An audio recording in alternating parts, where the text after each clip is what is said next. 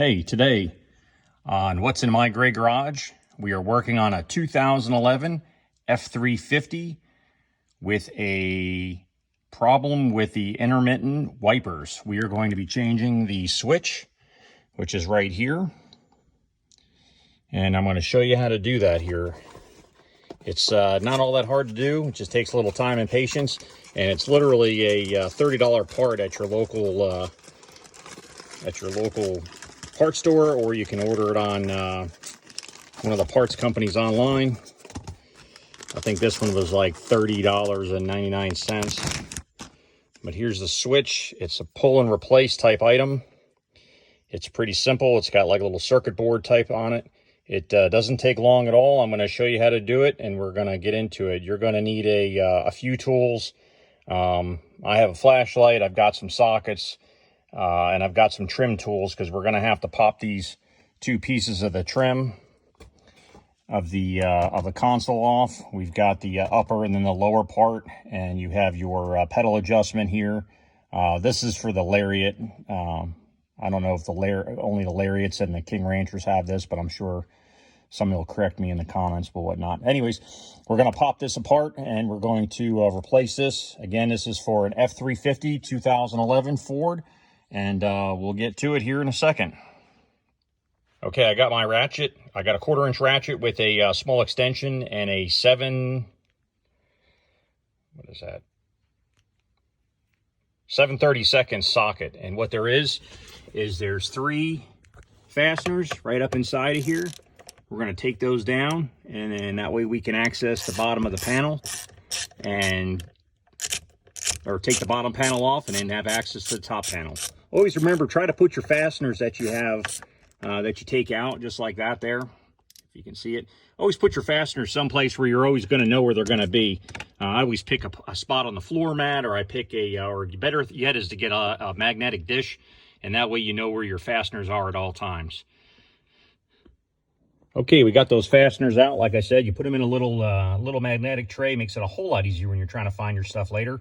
That's a Harbor Freight special. What is it, US General, something like that. Anyways, it's great to have. They're real cheap. I would recommend it if you're going to do any kind of repair work or anything. There's nothing worse than trying to find a fastener that you dropped or you threw, or you're not through, but put it in a place that you thought you'd remember, and then you can't remember where you put it, or it's just it's not where you thought you left it, and then you're stuck. So anyways, what we're going to do is here we're going to pop this top piece off here, if I can get the video on here. We're going to pop the gear shifter lever and just pull this out of the way. That way we can get to it. That just pops right off. It just got little tabs. So, and then we're going to see here. See if this bottom piece comes apart. Should just pop right off. And there we go. So now this is for a 2011 F350. I'm not sure if it's going to need anything else or not.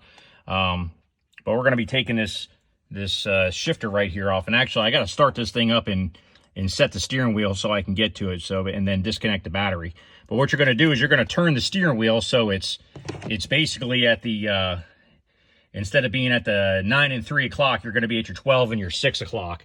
So you're going to want your steering wheel to go, your center of the steering wheel or the support here to go top to bottom. And what that does is that gives you enough room to get in there and work. And what I'm going to do is I'm going to crank this to the left so that way I can slide right in there and work. Here, I'll show you here in a second.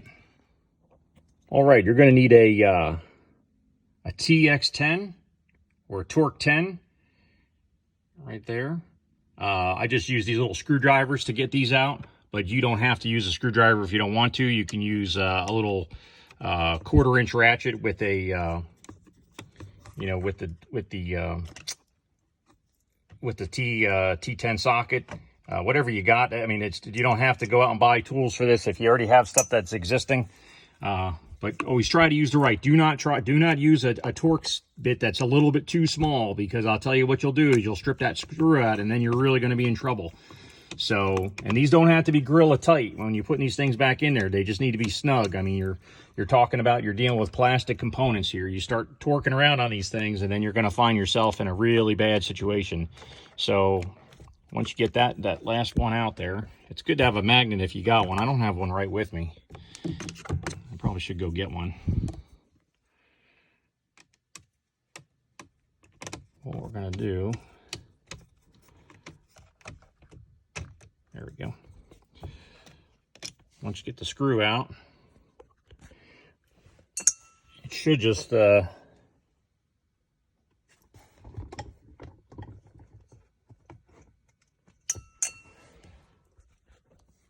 lift right out of here. Oh, maybe there's just a little tab.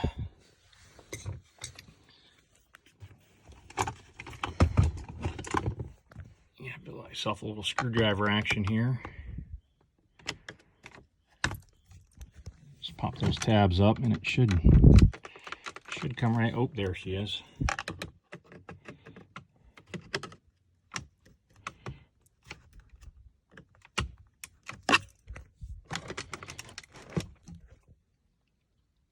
This thing being a bugger.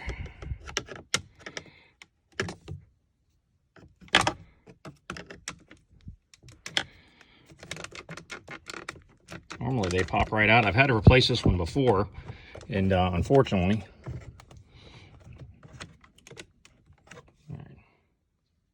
Okay, what I did is there's a little clip down here. I popped this and just dropped this little the pedal adjustment switch down, and then you just take this here and you pull it, and it pops right out. So you pop that straight out, and you see there's the pins on the back of that right there. They connect right into that little circuit board right there. So just pull straight out towards your to your left. Of course, that's not really straight, but pull it straight to the left, and it'll pop out, and that'll give you take it out of there. So, and then you can take the new one. Take the new one, and the new one, always try to match up, make sure it looks just like the old one, and then you just try to line it up and make sure you're going in the same spot, and it should snap right into place. And that's all you got to do. And then what we got to do then is just backtrack. We're going to put those screws in. We're going to put this little piece here, which that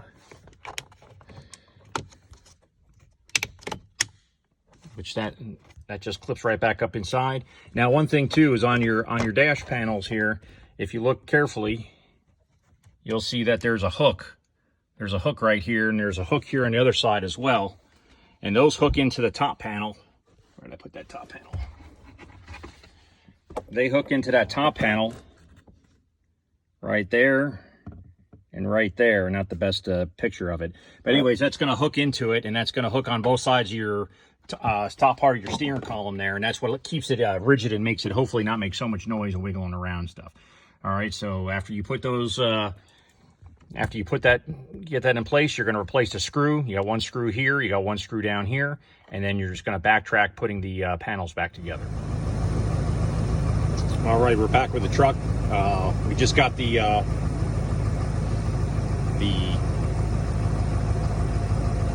wiper switch replaced and the blinker. Now it should work pretty good. It does actually work really good, no problems. Blinker works good. You can see it's flashing on the dash, flashes over here. Spritzer should work, and the wipers work. So it works as advertised, which is good. They're not hard to replace, fellas. If you really if you get one that goes bad, it's I would give it a shot. Take a shot at it. It's not worth. I mean, if you got no time and you don't really have the complete knowledge of hand tools, I would maybe let somebody else do it. But I mean, for what you got to do, it's really simple. You're talking 3 little fasteners on the bottom of the column and 2 with a Torx 10s, and you pull out the column, or pull off the cover off the column, pull the switch out, replace it, and go backtrack your steps. It's probably less than 35 or 45 minutes worth of work. But yeah, that's it. If you liked the video, please like, share, and subscribe, or do what you want to do. And I will see you next time.